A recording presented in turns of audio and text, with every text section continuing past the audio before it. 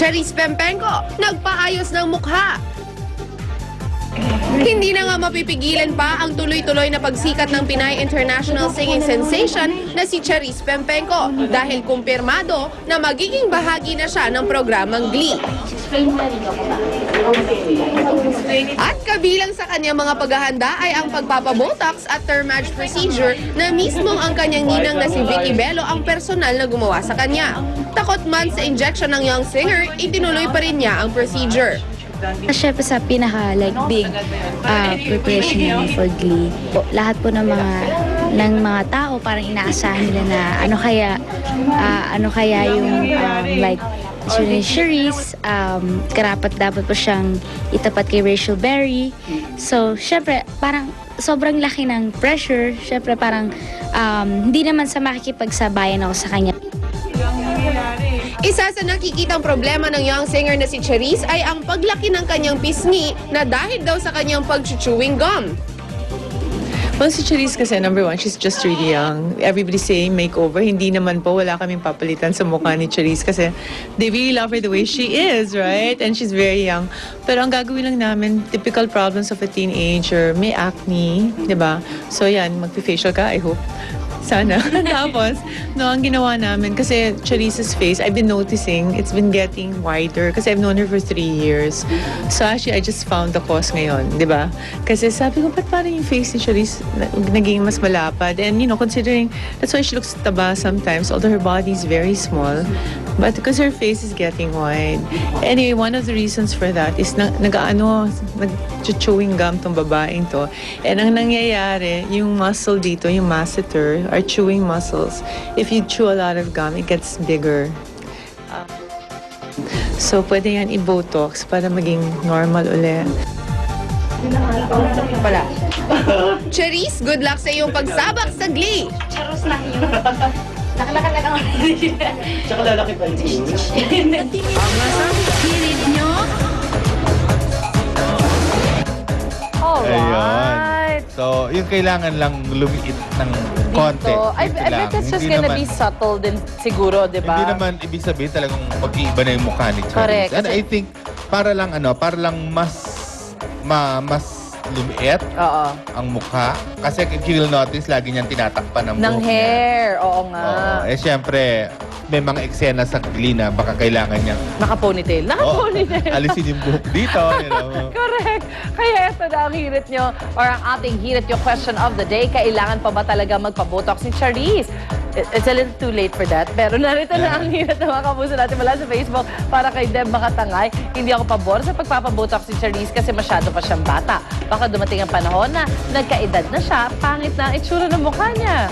At para naman kay Chris Fernandez, being an international artist, you need to look presentable. Sino ba naman ang may gustong pumunta at maging parte ng Hollywood na ire-represent ang country niya nang di ka prepared at di mo maipagmamalaki ang ganda ng Pilipina?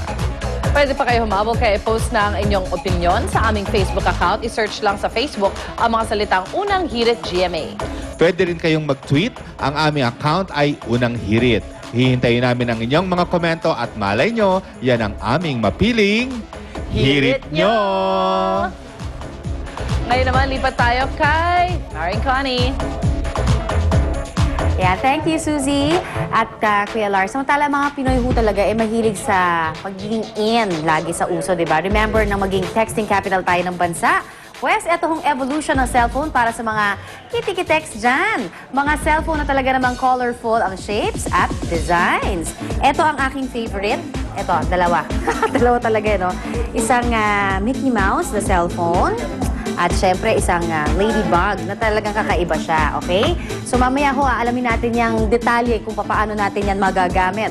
Ngayon naman, tignan naman natin ngayon kung ano naman ang iba pang i-offer ng mga kitiki-text naman para naman kaya si Lynn. Lynn? At after ng mga kitiki-text, nagkalat din ang mga mahilig sa picturean tulad namin. Okay, ayaw pa nga nilang mawala sa mga group photos. Sino na lang kukuha ng mga pics? Diba? Etong solusyon dyan sa mga parties, ang photo stations. O diba?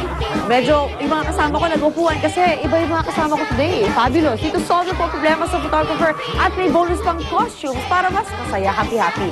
Pero hindi po kasama ang mascot sa hindi sila kasama. Dala mga ito. Friends natin mula sa sikat na Chowder show sa Cartoon Network. Well, we'll talk about these photo stations at ang mga cute nating mga mascots and friends. Sa mga balik ng unang hirit for now, picturean muna tayo. So come on in, feel free to do some looking. Stay a while, 'cause something's always cooking.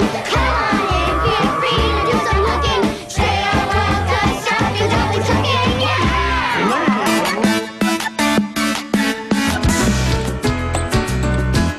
Mga mommies, planning for everyday meals is a challenge, kaya Mama Magnolia provides you with easy, delicious, and healthy recipes that your family can enjoy anytime, any day.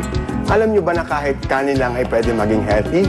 Yan ang share ko sa inyo today kasi gagawa tayo ng tahong star rice na mas pasasarapin at mas gagawing healthy with star margarine. Our ingredients are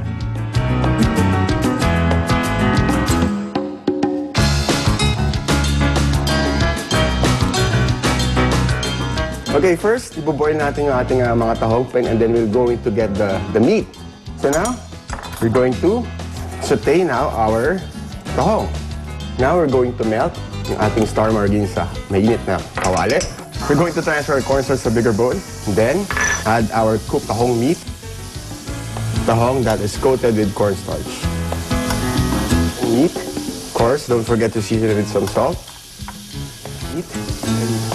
And some pepper.